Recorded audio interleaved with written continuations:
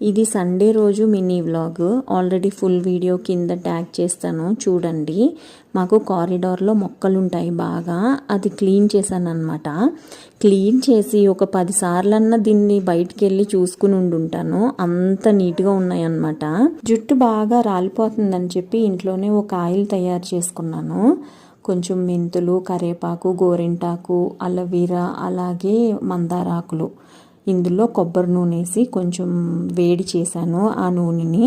అదైతే కొంచెం హోప్ వచ్చింది నాకు, జుట్టు ఉంటుంది అని చెప్పి.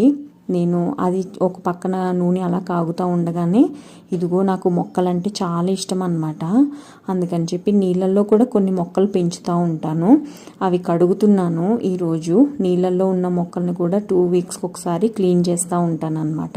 ఫైనల్గా అది మంచిగా మరిగిన తర్వాత నూనె ఫిల్టర్ చేసేసాను. ఇదే వీడియో నచ్చితే